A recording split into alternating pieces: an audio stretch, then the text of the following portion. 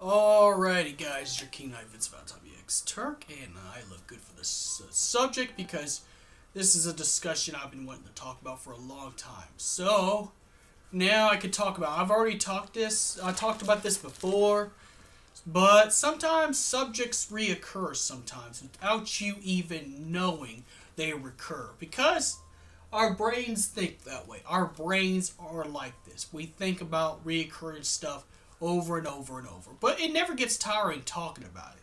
So I gotta talk about it again.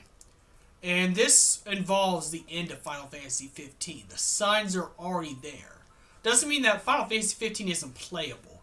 It is playable after you get all the content and they come out with the deluxe version or the ultimate version of Final Fantasy 15, which most likely can happen. So, I wouldn't worry too much about it. I would not, for people who actually thoroughly enjoy the game, it doesn't mean it's not playable. It just means that they're not going to make any content in it, any more content for it, unless they go back to the MMO one they're going to make. But there's no point because Stormblood's about to come out, so people might get into Stormblood and might be able to use the Final Fantasy 15 weapons and armor and clothes from that game to Stormblood. I think if you could actually transfer that stuff there, but that's not the point. The point is we see signs of Final Fantasy 15 ending, as that's why they keep pushing back some episodes. Like episode Prompto will be the start of this omen again, because this is going to be the best episode that ties the series together and answer a lot of questions such as Versteel's relationship to Prompto, why Prompto feels the way he does. Also, might answer questions about the Niflheim Empire and stuff like that.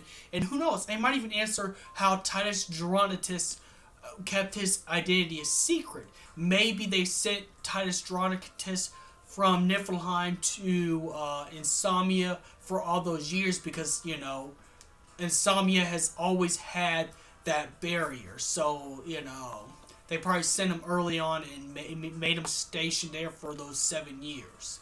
Probably. Also, we might be seeing some extra cutscenes of Luna Freya as well as a special. We might be seeing a special to everything that Luna Freya. Maybe we might even get a whole story. And maybe we might even get a free episode, Luna Freya, but it won't be a full episode like episode Prompto, of course. You wouldn't have to pay for this. But you just play as Luna Freya, go through her journey and stuff like that, where you just walk around, trying to talk all to the Astrals, and all that stuff. So I think it's very possible that we might even have an episode Luna Freya.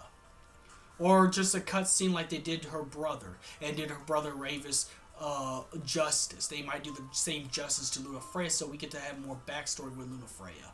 As well, if not a free episode. But I'd like it as a free update thing where you play as Luna Freya. But that's just me. So you can get more backstory with Gentiana, even more backstory with the Niflheim Empire because she's tied to the Niflheim Empire as well.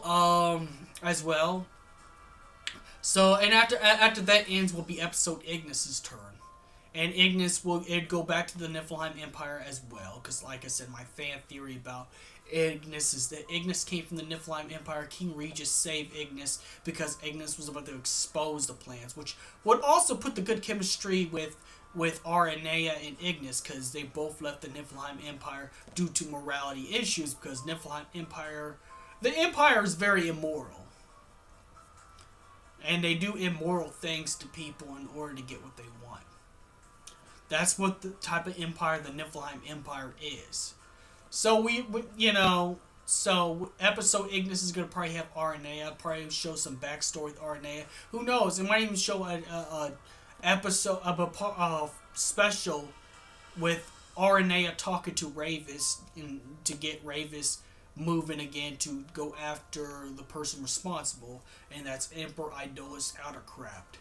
Of course, I should say Emperor Puppet, because he was a puppet to to Arden's plans, not Arden's plans. They both start with the A. Arden's plans, according to Ravis. And of course, Idolus is prideful and wouldn't actually understand he's being manipulated, but that's not the point. The point is episode Prompto, episode Ignis, Also, some backstory cutscenes to Luna Freya that, maybe it wasn't cut out the game, but added on to this with the voice actors. And then the fact that Final Fantasy VII Remake's coming next year, as well as Kingdom Hearts 3, so people would forget Final Fantasy 15 and drop Final Fantasy 15 when Final Fantasy VII Remake comes out. So we might get a cheaper price for pre-owned Final Fantasy 15. The games is still $50 right now, and that's because they're continually to put content in there.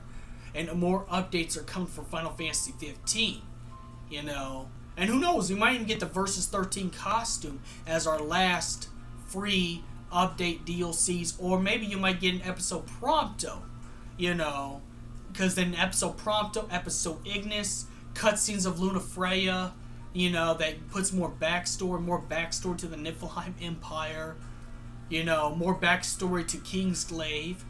And if we're getting all this stuff that they're giving us, whether it's free or we pay for, we're getting more story content, meaning that this is going to mark the end of Final Fantasy 15. This year, Final Fantasy 15 hype is going to end completely. And of course, they're going to push all this stuff because, they know the Final Fantasy VII Remake is going to come next year. They know Kingdom Hearts 3 is going to come next year.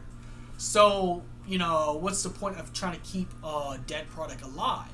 And since this is not a fighting game or shooter game or anything like that, it's a story-based game, of course it's going to end. It'd be like if Resident Evil were to release in Resident Evil 8, Resident Evil 7 would be cheaper because, Resident Evil 7 would be a dead game. So, what I'm trying to say is we're getting close to the end of Final Fantasy 15. We're getting close to the end. The actual end. And I'm not talking about story end. The story's already ended already. But like the extra content, the extra story boosts, the extra cutscenes, the extra content, extra weapons from other Final Fantasy games that we never got on pre-order. Who knows, we might get the Final Fantasy Versus 13 costumes for each Prompto, Ignis, and Gladiolus and Noctis. So we might get those too. Just as an added bonus because, they're putting their best stuff already out there already, if you really think about it. And if that's the case, that means they know that Final Fantasy VII Remake's going to push this game to the grave. That Final Fantasy 15, is going to end. Now, it doesn't mean it's going to all the way end. They're going to release the deluxe version. So if you did not get this game on launch release or buy the DLCs during its gameplay and stuff like that, or during all this, you're going to get a deluxe version with all the DLC, all the episodes, and I'm pretty sure all the episodes are going to be organized within the story. So if you play episode Prompto and episode Prompto happens during chapter 10, then you're going to be going through Prompto's part of the story. It'd be like how it is with Final Fantasy 13, where you got to play a Snow, Saz, and all that stuff in the deluxe version. In the deluxe version of Final Fantasy 15, of course, it's going to have a $60 price tag, while the original one's going to be $15, probably due to the fact it'd be just... Because that's what they do with Final Fantasy games. Because I remember when Final Fantasy 13-2 was $50. And then 3 years later, after all its DLC got releases and stuff like that, it went down all the way to $14 in a bargain bin. And then it went down to $7 when PS4 started coming out. So, what I'm trying to say is that Final Fantasy 15 could end very soon because Final Fantasy VII Remake, Kingdom Hearts 3, and they're pushing all these extra DLC and giving us all this extra fan service that we wanted for a while instead of giving us early, which now I see why they did to keep the game alive. But how long could it stay alive with the Final Fantasy VII Remake coming out and Kingdom Hearts 3, the two games that other games that people cared about besides Versus 13, which is now Final Fantasy 15. So, could this be the end of Final Fantasy 15? And I say yes, it is. It could be. Next year, Final Fantasy VII Remake is going to come out, so they're pushing all this content on this. So may the crystal be with you. Like and subscribe, share, do all that good stuff for me. It helps me greatly.